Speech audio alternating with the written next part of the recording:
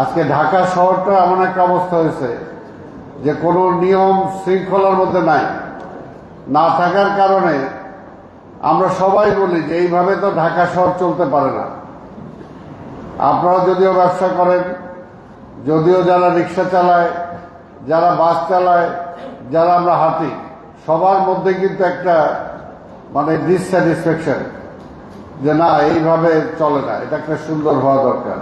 তো সেই কারণে আমি প্রথমে আজকে আমাদের মাননীয় প্রধানমন্ত্রী জনাব তারেক রহমান সাহেবকে ধন্যবাদ জানাতে চাই যে আপনাদের এর আগেও বলেছি, অনেকে যখন বলেছে যে উচ্ছেদ, যে হকারদেরকে উচ্ছেদ করা হবে বা হচ্ছে, তখন কিন্তু আমি বলেছি এবং এটা ওনার কথাটাই আমি বলেছি যে আমরা উচ্ছেদ চাই না, আমরা শৃঙ্খলার মধ্যে আনতে চাই, এটা নিয়মের মধ্যে দিয়ে আনতে চাই।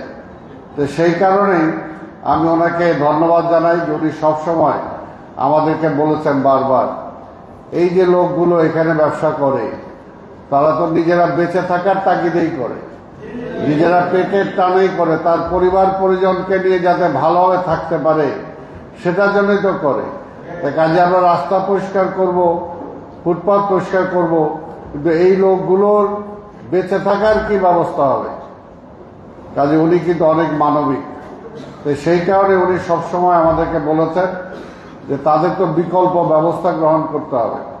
তো সেই বিকল্প ব্যবস্থা এবং কিছুটা শৃঙ্খলার মধ্যে আনার জন্যই আমরা যে প্রকল্প শুরু করেছি, আপনারা শুনেছেন আমাদের চিফ অফিসার সাহেব বলেছেন যে আজকে হয়তো পুরোপুরি আমরা এখান থেকে সবাইকে দিতে পারবো না, কিন্তু আমরা শুরু করছি এবং সেটা হয়ে যাবে আস্তে আস্তে সবকিছু।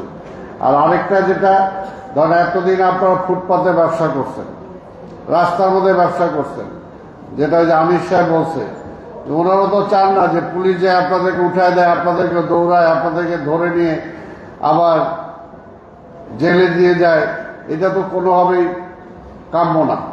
আবার আপনার ব্যবসা করতে গিয়ে দেখা গেছে এলাকায় মাস্তানদেরকে চাঁদা দিতে হয়েছে, কি কথাটা ঠিক কিনা?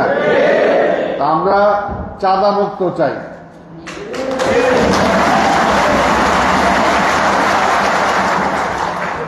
কেউ কে চাঁদা দিবেন না, আপনার লিগেল, আমরা এই যে আইডি কার্ডটা দিচ্ছি, এই আইডি কার্ডের মধ্যে আপনাদের লিগেল একটাই থাকবে, যারা এই কার্ডটা ব্যবহার করবেন, এবং আপনাদেরকে আরেকটা আমরা নাম্বার প্লেট দেব, যে আপনারা যে ভ্যানটা বা যে নিজেরা যেটা নিয়ে বসবেন সেটার মধ্যে সেই নাম্বার প্লেটটা থাকবে। এইটা ছাড়া কেউ এই ব্যবসা করতে পারবে না। ওই জায়গাটায় আমরা নির্ধারণ করে দেব, ওই জায়গাটায় এতজন বসবেন, এর বাইরে কেউ বসতে পারবে না। তো এই ব্যাপারে তো আপনারা যদি সহযোগিতা না করেন তাহলে কি আমরা পারবো? আপনারা তো সহযোগিতা করবেন আমাদের। যাদেরকে যে জায়গায় দেওয়া হবে আপনার সেই জায়গাটা রক্ষা করার দায়িত্ব আপনাদের। পারবেন তো? এটা আপনাদেরকে রক্ষা করতে হবে। এই যে 2 দিন আগে রিক্সাওয়ালা আসছিল এখানে, তা আমরা এসে বলে যে আমরা পুরনো রিক্সাওয়ালা, আমরা এখন ভাত পাই না, আমরা যে পায়ে চালাইতাম, পায়ে প্যাডেলে দিয়ে যে রিক্সা, আমাদের জায়গাটা অন্যরা দখল করে ফেলছে। তারপরে আপনারা যেটা রাখতে পারেন এই জন্য দখল হয়েছে। ঠিক তেমনি ভাবে কারণ সারা বাংলাদেশের সব লোকজনকে কি আমরা ঢাকা শহরে জায়গা দিতে পারবো?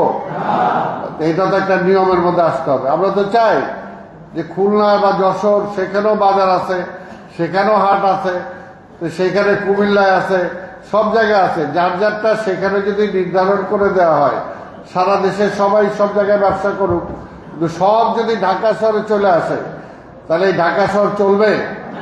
চলবে না। তো সেই কারণে আপনাদেরকেও এই শৃঙ্খলাটা রাখতে হবে। আমরা যে স্পটগুলো আপনাদেরকে দেব, প্রথমে আমরা গুলিস্তানটাকে, এই জায়গাটাকে পরিষ্কার করতে চাই। আপনাদের একটা নির্ধারিত জায়গা আমরা দিয়ে দেব, সেই জায়গায় আপনারা বসবেন, এবং ওই জায়গাটায় আমরা যতজনকে দেব ততজনই বসতে হবে। আবার আপনি যদি আপনার একটা ভাইরে নিয়ে আসেন বা একটা আত্মীয়রে নিয়ে আসেন, নিজের যদি জায়গা দিতে চান, তাহলে তো আপনি শৃঙ্খলাটা ভঙ্গ করবেন। আপনারা কি করবেন? এটা করবেন না। তো সেই বিষয়টা আমরা চাই, যেটা ছাড়বেন। আমরা চাই যে রাস্তাটা পরিষ্কার থাকবে, গাড়ি ঘোড়া ঠিক মতো চলবে, ফুটপাথ যেটা আছে জনগণ যাতে ঠিকমতো চলতে পারে।